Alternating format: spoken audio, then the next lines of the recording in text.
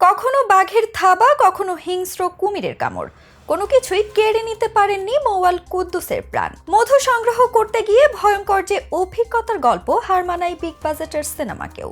কিন্তু কিভাবে লিকলিকে গড়নের আব্দুল কুদ্দুস বাঘ ও কুমিরের মতো হিংস্র প্রাণীর সাথে লড়াই করে আজও বেঁচে আছেন তা অবাক করে যে কাউকে।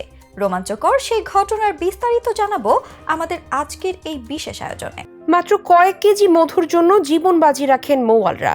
জঙ্গলের আশেপাশে বাস করা এসব মৌয়ালদের জঙ্গলের সঙ্গে জটিল একটা সম্পর্ক গড়ে ওঠে। ম্যানগ্রোভ বনটি যেমন মৌয়ালদের খাবার যোগায়, সাইক্লোনের সময় প্রাণে বাঁচায়, ঠিক তেমনি বনের ভেতরেই তাদের জন্য ওত পেতে থাকে নানা ভয় আর বিপদ। এই ভয় নিয়ে দীর্ঘ ৩৫ বছর ধরে সুন্দরবনে মধু সংগ্রহের কাজ করছেন আব্দুল কুদ্দুস। এমনই একদিনে গভীর সুন্দরবনে ঢুকে মধু কাটার পর নদীতে গোসল করতে নামেন আব্দুল কুদ্দুস সহ ৬ মৌয়াল। হাঁটু থেকে সামান্য উঁচু পানিতে গোসল করছিলেন। হঠাৎ আব্দুল কুদ্দুসকে পানির মধ্যে ঘুরপাক খেতে দেখেন অন্যরা। কিছুক্ষণ বাদেই পানির উপরে উঠে আসে কুমিরের লেজ। বাকিদের বুঝতে আর বাকি নেই, আব্দুল কুদ্দুস কুমিরের কবলে পড়েছে। সাথে থাকা মগ ও পাতিল নিয়ে সজোরে পানিতে আঘাত করতে শুরু করেন দলের বাকি ৫ জন। তারা আব্দুল কুদ্দুসের ২ পা ধরে টানতে শুরু করেন। এভাবে চলতে থাকে প্রায় ৩ থেকে ৪ মিনিট। হঠাৎ শিকার ছেড়ে নদীর গভীরে চলে যায় কুমিরটি। আব্দুল কুদ্দুসকে কুমিরের হাত থেকে জীবিত উদ্ধারের এই ঘটনায় নেতৃত্ব দেন তারই ছোট ভাই আব্দুল হালিম। ঘটনাটি ঘটে গত ১১ই মে পশ্চিম সুন্দরবনের সাতক্ষীরা রেঞ্জের কলাগাছিয়া নদীতে। মোয়ালদের সঙ্গে কথা বলে জানা যায়, ঘটনার প্রায় ১ সপ্তাহ আগে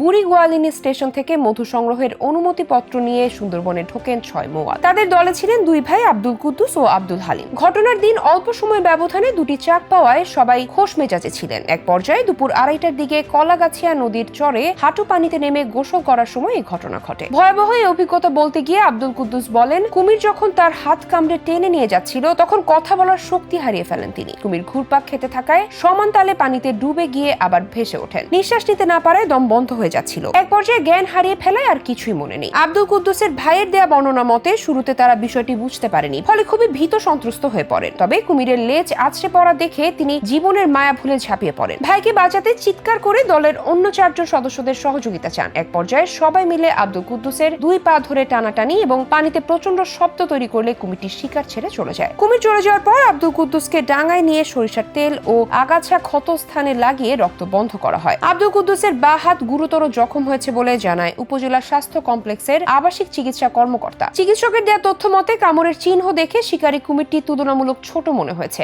আব্দুল কুদ্দুস ও আব্দুল হালিম গত ৩৫-৩৬ বছর ধরে মাছ, কাঁকড়া শিকার সহ মধু সংগ্রহে সুন্দরবনে যাতায়াত করেন। এর আগে ২০১৫ সালে মধু কাটতে গিয়ে সুন্দরবনের তালপট্টি এলাকায় বাঘের কবলে পড়েন তারা। তখন দলে ছিলেন ৭ জন। লাফ দিয়ে আসার মুহূর্তে বাঘ দেখতে পেয়ে সহযোগী আব্দুল আজিজ সরে গিয়ে বেঁচে যান। পরে তারা সমবেত হয়ে চিৎকার এবং লাঠি সোঁটা নিয়ে গাছে আঘাত করে এলাকা ছেড়ে নিজেদের রক্ষা করেন। ২০০৮ সালে মধু কাটতে গিয়ে বাঘের আক্রমণে নিহত হন আব্দুল কুদ্দুসের খালু দাতিনাখালী গ্রামের গোলাম মোস্তফা। এ বিষয়ে সুন্দরবনের সহকারী বন সংরক্ষক জানান, গত ৫ বছরে সুন্দরবনে গিয়ে বাঘের আক্রমণে ৪ জনের মৃত্যু হয়েছে। একই সময় কুমির ও বাঘের আক্রমণে আহত হন ২ জন। সুন্দরবনে গিয়ে বাঘ, কুমির সহ হিংস্র প্রাণী থেকে নিরাপদে থাকার বিষয়ে যাত্রা শুরুর প্রাক্কালে মৌয়ালদের সতর্ক করা হয় বলে জানিয়েছেন সাতক্ষীরা রেঞ্জের সহকারী বন সংরক্ষক। তিনি বলেন, বৈধভাবে এসব ব্যক্তি মধু সংগ্রহে সুন্দরবনে যান। চিকিৎসা নিয়ে এলাকায় ফিরে আবেদন করলে প্রয়োজনীয় কাগজপত্র যাচাই করে সরকারি সহায়তার জন্য আহত মৌয়ালদের নাম প্রস্তাব করা হবে।